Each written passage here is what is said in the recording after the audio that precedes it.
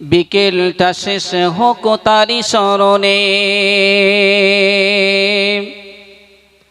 রাত হবে গুনগুন জিকিরে মুখর, সুবহে সাদেকে ঝুঁকি চরণে। লা ইলাহা ইল্লাল্লাহ মুহাম্মাদুর রাসূলুল্লাহ। ভাই সবাই মিলে একবার জিকির হবে আল্লাহর। লা ইলাহা ইল্লাল্লাহ মুহাম্মাদুর রাসূলুল্লাহ, এটা বলতে পারবো না পারবো না? পারবো ইনশাআল্লাহ। ঠিক আছে। সকালটা শুরু হোক প্রভুর নামে, বিকেলটা শেষ হোক তারি স্মরণে। সকালটা শুরু হোক প্রভুর নামে, বিকেলটা শেষ হোক তারি স্মরণে। রাত হবে গুনগুন জিকিরে মুখর, রাত হবে গুনগুন জিকিরে মুখর, সুবহে সাদেকে ঝুঁকি চরণে। লা ইলাহা ইল্লাল্লাহ মুহাম্মাদুর রাসূলুল্লাহ, লা ইলাহা ইল্লাল্লাহ মুহাম্মাদুর রাসূলুল্লাহ। কাজগুলো সদা হোক বিধান মতো, অসহায় মানুষের মুজবে ক্ষত। কবি বলতে চেয়েছেন যে কাজগুলো যদি বিধান মতো হয়, অর্থাৎ যদি শরিয়াত মতো হয়, শরিয়াতের বিধান মেনে হয়, তাহলে সমাজে যে সমস্ত নিপীড়িত, দুঃখিত, ব্যথিত ব্যক্তি আছে, অসহায় মানুষ আছে, তাদের দুঃখ, তাদের অন্তরের ক্ষতগুলো সব মুছে যাবে। কিন্তু আজকের তো সেই বিধান মতো আমরা চলতে পারি না। আমরা শুধু নামেই বলি আমাদের সর্বশ্রেষ্ঠ কিতাব কোরআনুল কারীম আমাদের জীবন বিধান। যে কোরআনুল কারীমের বিধান আমরা যদি মেনে চলি, আমাদের ইহকাল ও পরকাল জিন্দেগি সুন্দর হবে। এটা আমরা জানি, মুখে বলি, কিন্তু বাস্তব এর রূপ দিতে আমরা পারিনি। কবি বলছেন কাজগুলো সদা হোক বিধান মতো, অসহায় মানুষের মুজবে ক্ষত। মন হবে দুঃখ দুঃখ ভয়তে নরম, আযাবের কথা তব মনে পড়িলে। লা ইলাহা ইল্লাল্লাহ মুহাম্মাদুর রাসূলুল্লাহ, লা ইলাহা ইল্লাল্লাহ মুহাম্মাদুর রাসূলুল্লাহ, লা ইলাহা ইল্লাল্লাহ।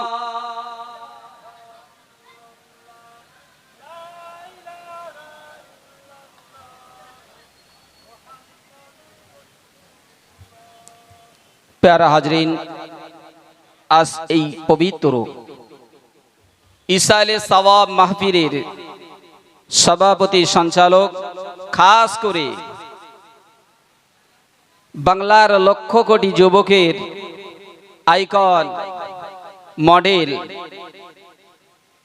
আওলাদে মুসাদ্দিদুজ্জামান পীরজাদা আলহাজ হযরত মাওলানা আব্বাস সিদ্দিকী ভাইজান হুজুর কেবলা,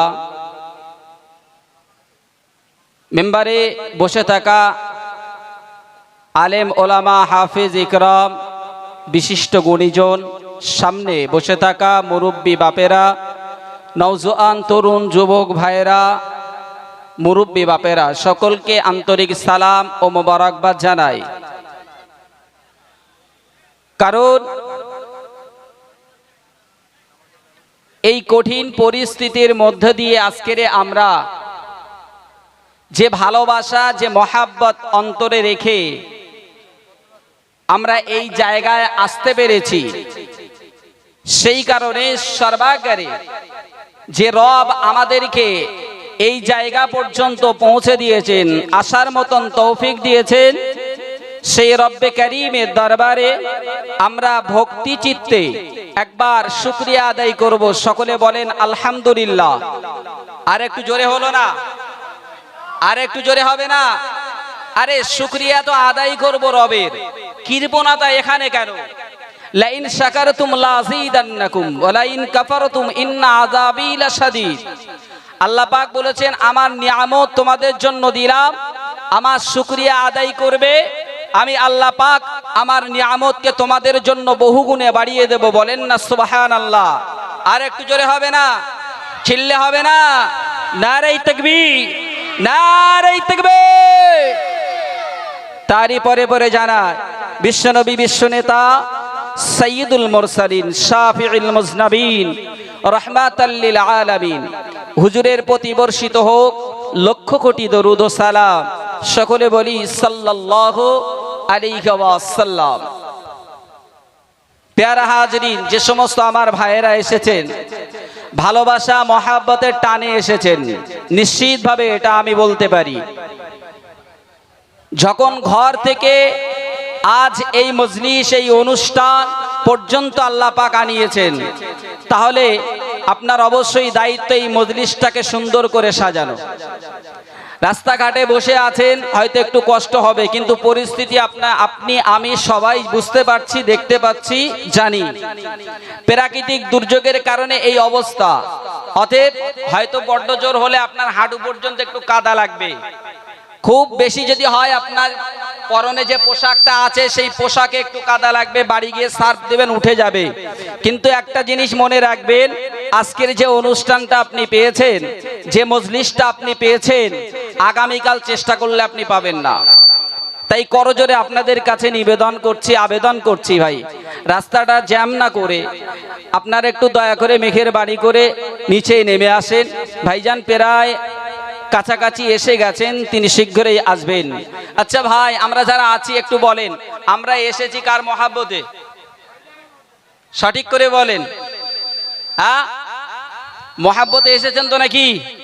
হ্যাঁ, মহাব্বতে যখন এসেছেন, এই মহাব্বত যদি আল্লাহর সন্তুষ্টি অর্জনের জন্য হয়, এই ভালোবাসা, এই আশা, এই বসা যদি আল্লাহর রেজামন্দির হাসিল করার জন্য হয়, তাহলে জেনে রাখবেন আমি, আপনি, আমরা সবাই কামিয়াবি। আর যদি অন্য কোনো নিয়েতে আসেন তাহলে কিন্তু সমস্যা আছে। কারণ আমরা দুনিয়াবি কোনো খারাপ মজলিসে আসিনি, আমরা এসেছি আল্লাহর ওলির, আল্লাহর মাহবুব বান্দাদের ভালোবাসা মহাব্বত অন্তরে নিয়ে মজলিসে এসেছি। আর আল্লাহর ওলি কারা? আল্লাহ রসুল সাল্লাল্লাহু আলাইহি ওয়াসাল্লামকে জিজ্ঞাসা করা হলো, ইয়া রাসূলুল্লাহ, ইয়া হাবিবাল্লাহ, ওলি কারা? আল্লাহর মহাব্বতের বান্দা কারা? আল্লাহ নবী আমার জবাব দিয়েছিলেন, সাহাবা একরামেরা, বাবা তোমরা জেনে রেখে দাও, যে ব্যক্তিটার মুখের দিকে তাকাবে, যে ব্যক্তিটার চেহারার দিকে তাকাবে, আর চেহারার দিকে তাকানোর পরে যদি তোমার স্রষ্টার কথা মনে হয়, যদি তোমার রবের কথা মনে হয়, তাহলে মেনে নেবে, তাহলে মনে করবে এই ব্যক্তিটা আল্লাহর ওলি। বলেন না সুবহানাল্লাহ। আর একটু জোরে হবে না? নারে তাকবীর, নারে তাকবীর। আওলাদে মুজাদ্দিদুজ জামান, মাসলাকে ফুরফুরা শরীফ, মাসলাকে মুজাদ্দিদুজ জামান, নারে তাকবীর। নওজোয়ানেরা, ও তরুণেরা, ও সোনার মানিকেরা, আমার আপনার নবী হাবিবুল্লাহ মুস্তাফা রবি আমার জানিয়ে দেয়, ও বাবা সাবারা বাবা, ও বাবা সাবিরা বাবা, ও বাবা সাবারা বাবা, জেনে রেখে দাও, শুনে রেখে দাও, কিয়ামতের ময়দানে মহাশারের দিনে এত ভয়ঙ্কর একটা সময় হবে, এত ভয়ঙ্কর একটা পরিস্থিতি হবে। আমার সাবারা, এ বাবা সাবারা, কিন্তু ওই ভয়ঙ্কর পরিস্থিতিতে একদল মানুষ থাকবে, এক শ্রেণীর মানুষ থাকবে, তাদের অন্তরে কোনো ভয় থাকবে না, তারা কোনো কিছু ভয় পাবে না। আল্লাহ পাক তাদের এমন একটা উচ্চ মাকাম দান করবে, মতির মিম্বারের উপরে আল্লাহ পাক তাদেরকে অবস্থান করাবে, তাদেরকে শহীদানেরা দেখে হিংসা করবে, ঈর্ষা করবে, আল্লাহ পাকের পয়গম্বরেরা দেখে ঈর্ষা করবে। এ বাবা সাবারা বাবা, এ বাবা সাবারা বাবা, সেই দলটা, সেই শ্রেণী ব্যক্তিরা কারা তোমরা কি বলতে পারবে? আল্লাহ রসুল আমার বললেন, কিয়ামতের ময়দানে একটা ভয়ঙ্কর পরিস্থিতি হবে। কেমন ভয়ঙ্কর? কিয়ামতের ময়দানের মতো ভয়ঙ্কর পরিস্থিতি আর নেই আমাদের কাছে। কিয়ামতের ময়দানে, হাসরের ময়দানে সবথেকে কঠিন মুহূর্ত। আল্লাহ রাসূল সাল্লাল্লাহু আলাইহি ওয়াসাল্লাম বলেছেন, কিয়ামতের ময়দানে তিনটে জায়গায় মানুষ তার আত্মীয় স্বজন, বন্ধু বান্ধব, পীর ওলি নবী যাই বলেন না কেন, কারো কথা কারো মনে থাকবে না। কিয়ামতের ময়দানে তিনটে জায়গা।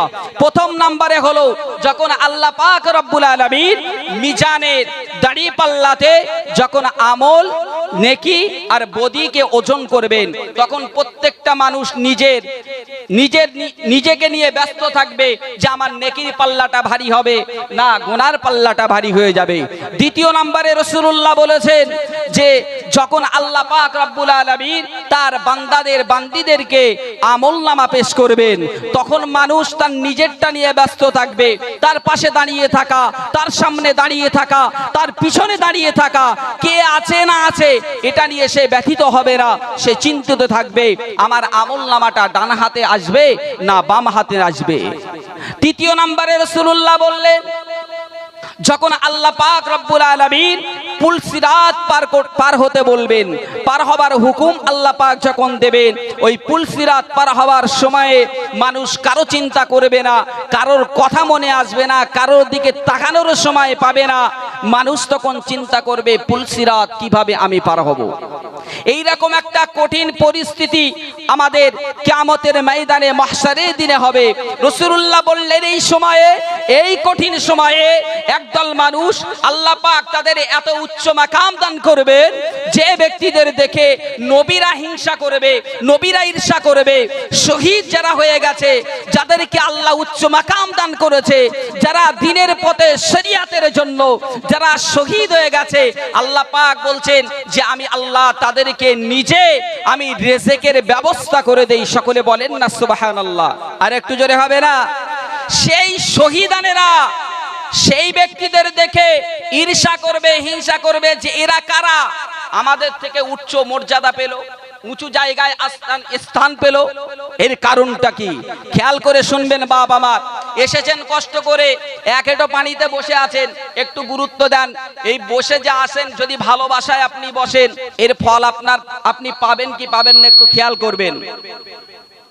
নওজওয়ানেরা ও মুরব্বি বাপজানেরা, আল্লাহ নবী হাবিবুল্লাহ যখন বললেন, সাহাবায়ে কেরামেরা আল্লাহ রাসূলকে জিজ্ঞাসা করে, ইয়া রাসূলুল্লাহ, ইয়া হাবিবাল্লাহ, হুজুর ওই শ্রেণীর ব্যক্তি কারা হবে, ওই মানুষগুলো কারা হবে, ওই মর্যাদা প্রাপ্ত ব্যক্তি কারা হবে?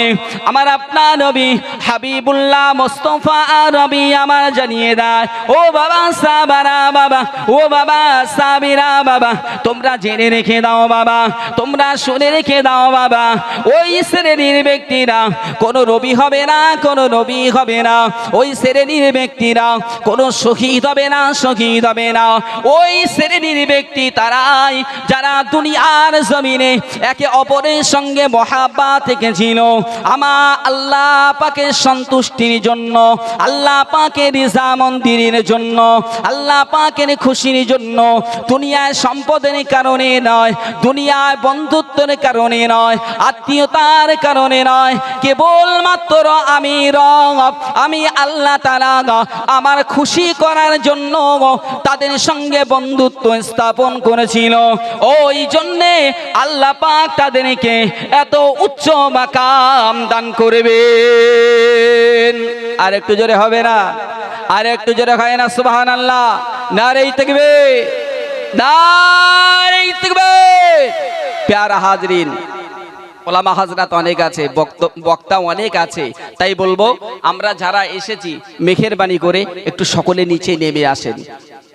অন্তরটা ঠিক রাখেন, অন্তর ঠিক রাখেন, নিয়তটা খাঁটি করেন। ইন্নামাল আমালু বিন্নিয়াত, নিয়তটা সঠিক করে চলে আসেন, নিচে চলে আসেন, মজলিসটা ভরিয়ে তোলেন। ওমা আলাইনা ইল্লাল বালাগ। দুরূদ শরীফ আল্লাহুম্মা সাল্লি আলা। অসংখ্য হ্যালো হ্যালো হ্যালো।